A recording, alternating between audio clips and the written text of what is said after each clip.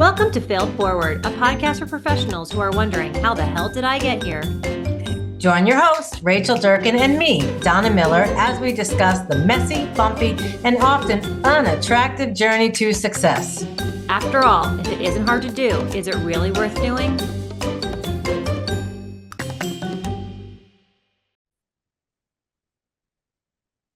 Hello, everyone, and welcome to Failed Forward, the podcast for those of us wondering, how the hell did I get here? My name is Rachel Durkan. I'm with Paradigm Marketing and Design. We are a web marketing, branding, and sales enablement agency that customizes and working with clients with a complex sale. So if you have a sales team that wants to close more deals and have more qualified meetings and waste less time, we can help to build a marketing to sales infrastructure that facilitates that process. And I am joined every week by my lovely and talented co-host, Donna Miller. Donna, will you introduce yourself?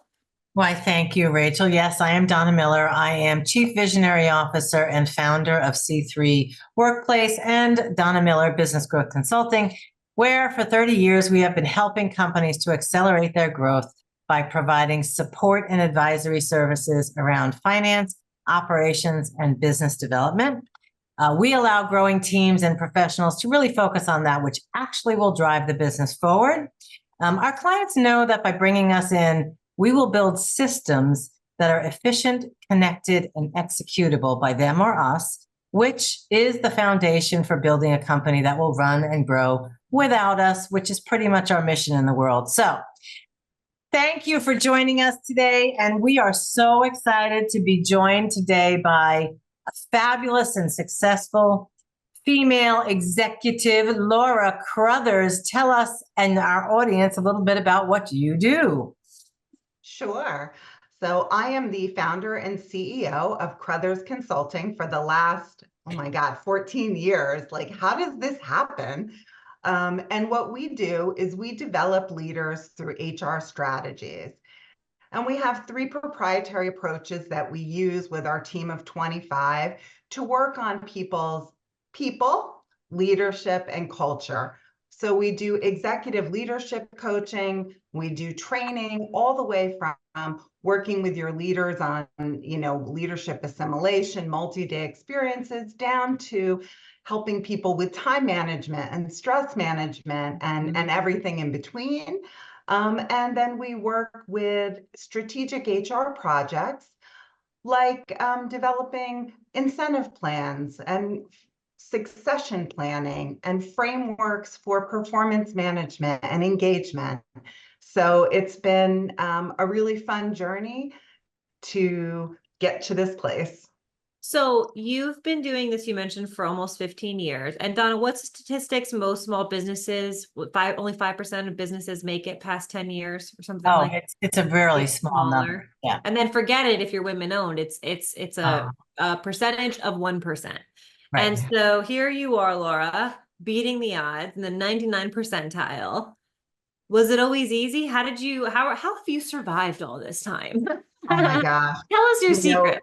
Yeah, it was not easy. It was not easy because I left big corporate America and decided, hey, I need work-life balance. Let me just hang a shingle and see what happens. And so, if I look at a couple challenges that came up early on, were time and money.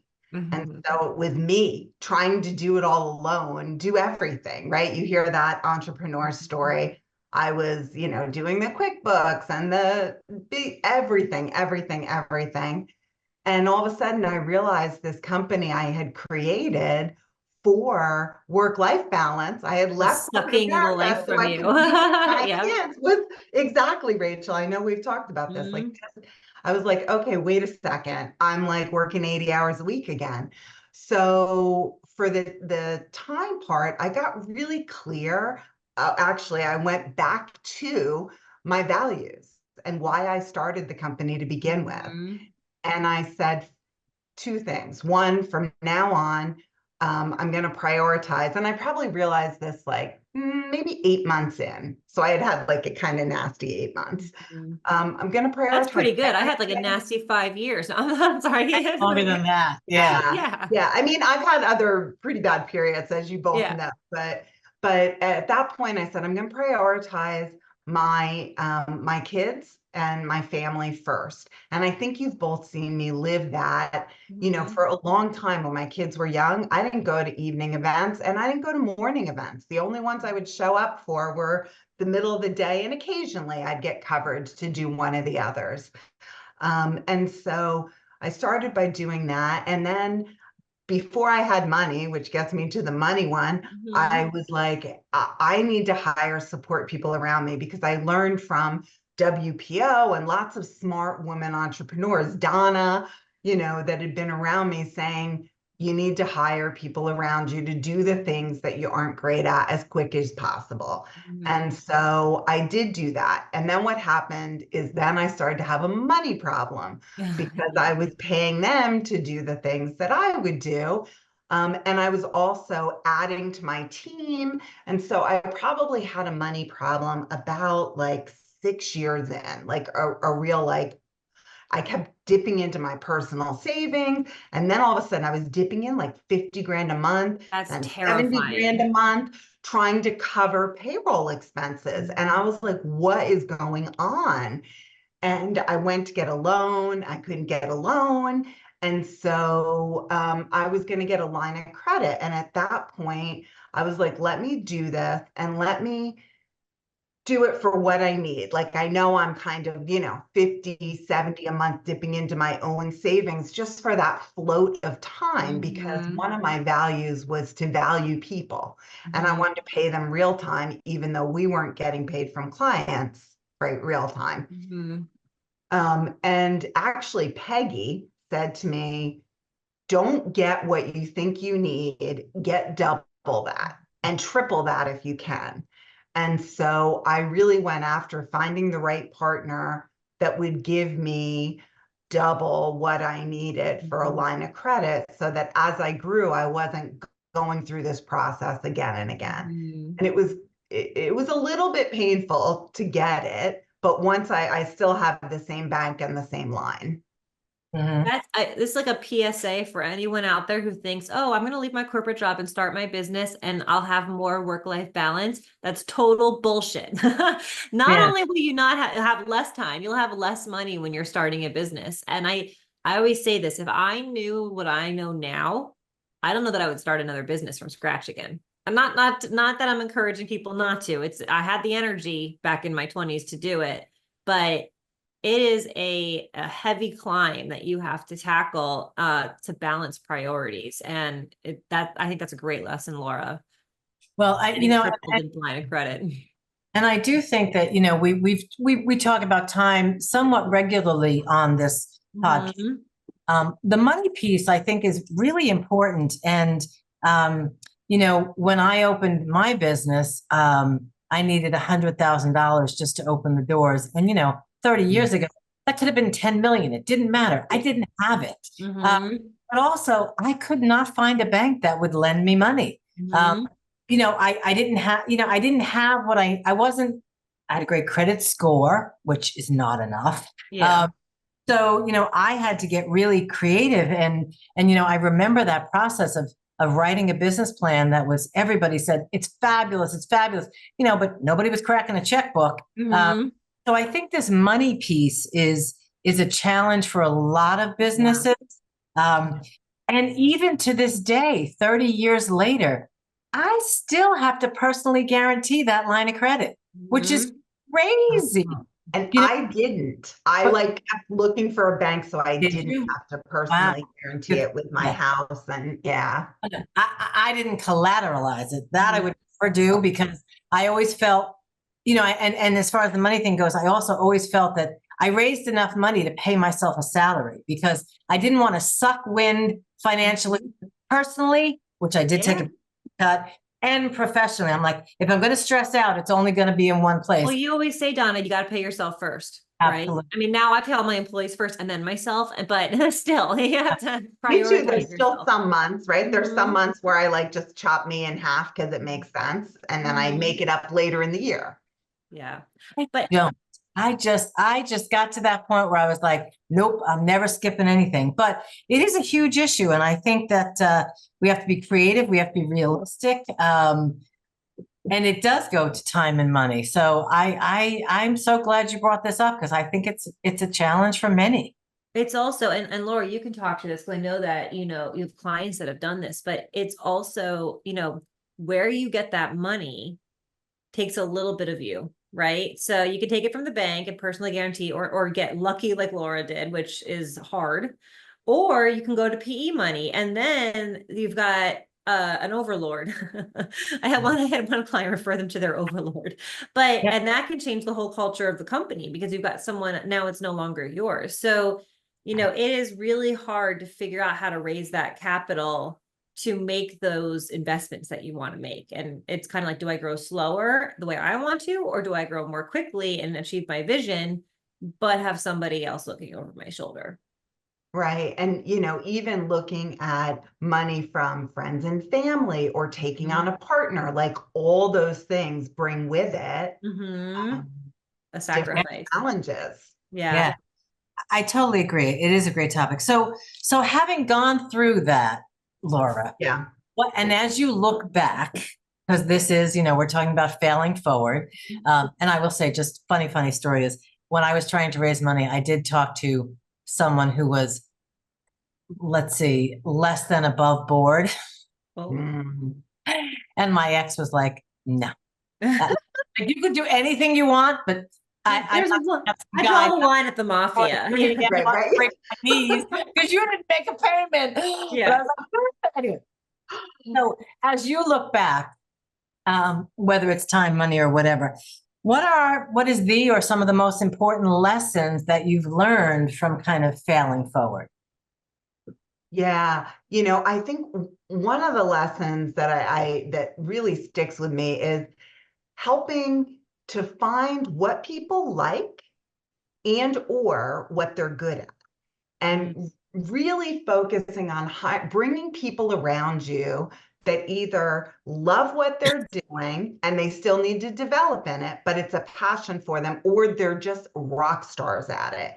And stop trying to find someone to fit a role that does everything, right? So like even that first hire, I think about if I had done it, if I could do it again, what I had done now, right, is that I now have a team of like 5 people that are all doing what they love. And there's different levels of competence with what they love, but they're passionate about it and they're excited for it. And they will work more hours because they like doing it and all those things, versus trying to get one person to do everything and continue to train them on the things that they don't like or don't do well.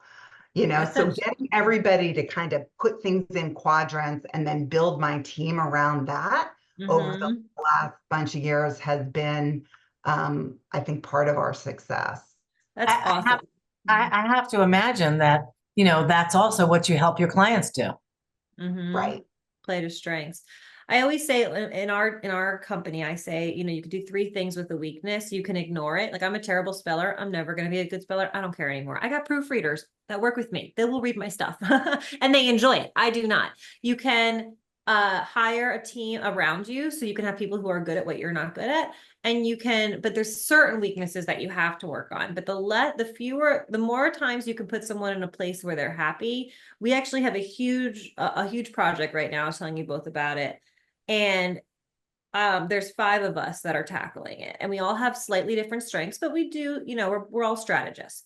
And our initial plan of attack was to split it up. There's 13 different accounts associated with it between the 5 of us. And then we realized that Caitlin loves doing the market research.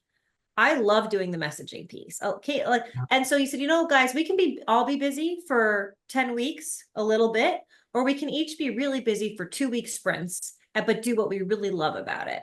And that's what we decided to do. And everybody's so much happier because you do the part. I mean, Alexa called me the day and she was working on Sunday. I'm like, why are you working on Sunday? She's like, I love this stuff. I'm like, you're such a nerd, but she enjoyed it. So I think that's such a great lesson, Laura. Yeah. So if you could go back and do something different, what would you change?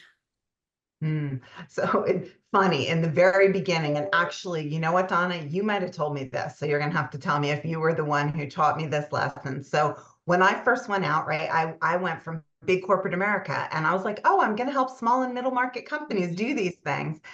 And so I spread my net. I just went to every networking event I could. I was in New York. I was having breakfast, lunch, dinner, 3 coffees, 2, like everything in the hour. My kids were in school, and actually in the beginning in all hours. And I was meeting great people, and I'd be like, oh my God, I met Rachel. She's awesome. We totally connected. She said she has a client that could use me. And I'd go right on my little spreadsheet, Rachel, influencer. And then I'd go off to my next things.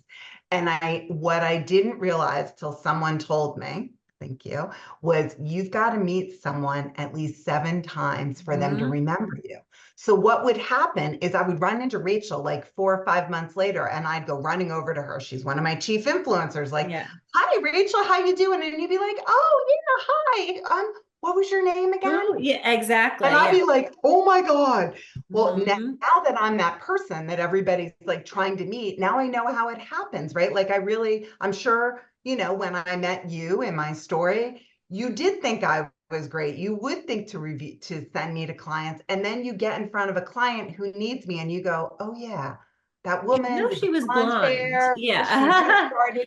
And you can't think of my name and you can't think of my company name and you're busy. So you don't have time to go back in your calendar to figure out where we met and who I am. So I realized if I had done it again, number one, I would have started a CRM sooner. And number two, I would have realized, don't spread the net so wide, kind of go deep. When you meet people that are good, spend more time nurturing that. I think that's brilliant. And you're really good at that. Well, I mean, I think we've all learned that lesson. Rachel, you learned it quicker than the rest of us, but as it is said, the riches are definitely in the niches and cannot be all things to all people. And Laura, I think what you're actually referring to is my typical eye roll when someone says they are either full service, there's nothing compelling about that, or they work for small and medium-sized businesses, which I always say is like trying to boil the ocean. You can't do it. So I agree with that. So love spending time here. We always hit the end of it so much quicker than I think we're going to. So Laura, how does our audience find you if they need some great HR solutions? Great. So our website is crothershrconsulting.com. Crothers like brothers with the C. And you can reach me directly at laura@crothershrconsulting.com or 201-317-0512. Awesome. And I'm sure all of that will be in our show notes. So as always, Rachel and I want to thank you for joining us for another episode. And we hope between now and the episode, you embrace the true lessons in failing forward. So thanks, everyone. See you next time.